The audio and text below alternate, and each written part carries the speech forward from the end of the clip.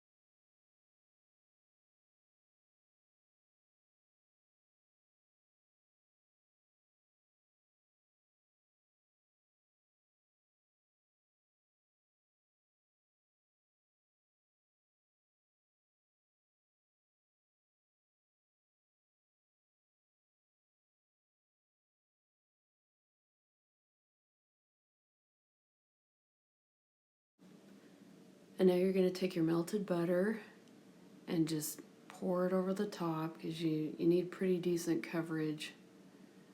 This is what's gonna, this combined with the heat in the oven is what's going to soften up. So you gotta have plenty of butter in there. Although you don't want to make it so much that it's greasy. You want enough butter, not so much that the Brussels sprouts won't absorb it pretty well. But you definitely want good coverage of butter over the Brussels sprouts before you roast them.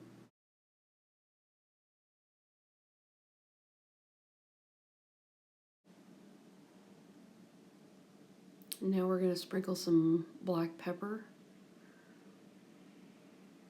over there, and you can get fairly generous with it. I didn't even taste it in the dish, so you could be pretty generous because the Brussels sprouts have such a strong green flavor to them that it would take a huge amount of pepper to overpower that. And then you want to sprinkle some kosher salt over it. I just pour a little bit in my hand and then go over it. And again, you want to be fairly generous because it's a pretty green vegetable that can take a lot of seasoning. It's one of the things that's so good about it. And now we're going to roast the Brussels sprouts until they're browned.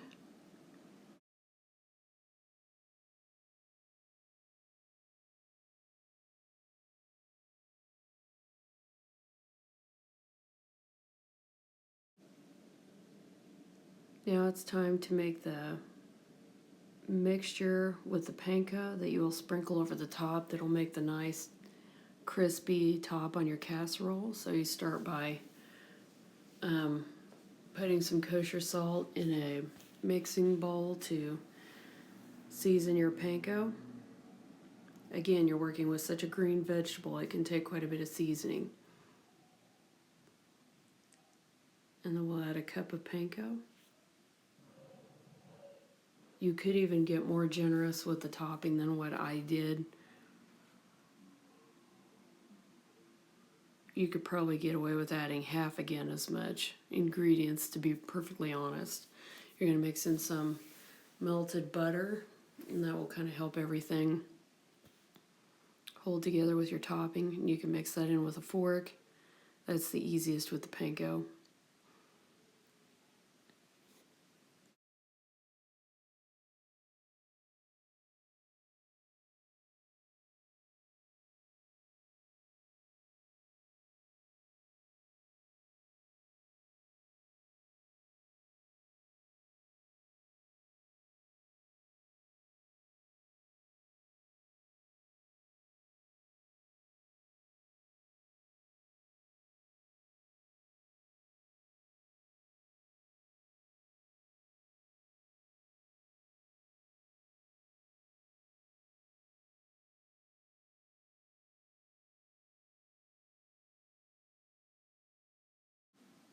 Now we're going to grate our cheese fresh.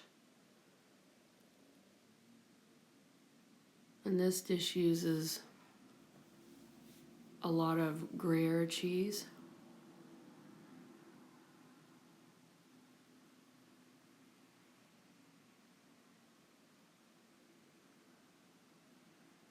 The wrapping can be a little tricky to get off. You can see it's got a rind on it. Obviously you don't want that in with the packaging, in with your panko and your ingredients and your food. I just took a sharp knife and cut the rind off, and then it's ready to grate. And you want to push down against the holes. I use the smaller holes, although you could have gotten away with holes that are a little larger if you want to. And the cheese will grate faster if you use edges more than just a flat surface. Edges and corners will grate down more quickly because you can exert more force over a smaller surface area.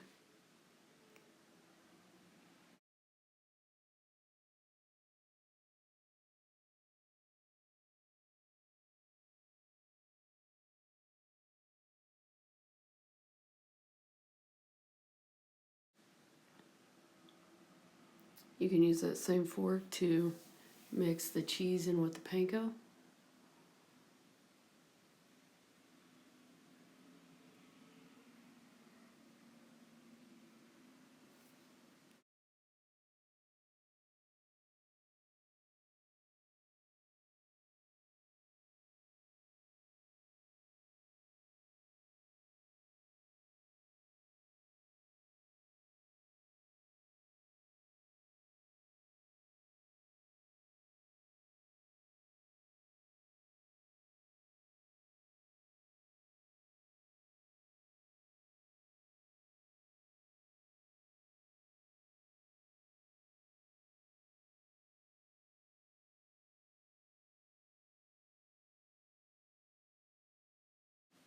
Here you can see how nice the Brussels sprouts look. They're very well browned. They're not going to brown perfectly all over, and it doesn't hurt to turn the dish while they're roasting to help make sure they brown more evenly. They will be considerably more tender, although not fully tender. It takes quite a bit of cooking to tenderize these, and it might not even hurt to try quartering them instead of having them to cook. Now you want to add in the heavy cream, and again we're using more Brussels sprouts than the recipe shows, so you're going to end up using more than what I'm showing here, because again I would do a double layer of Brussels sprouts after my last round of doing this dish. You definitely do not want to short on the heavy whipping cream, because that's what you're going to be finishing cooking the Brussels sprouts in. That will help to soften them up.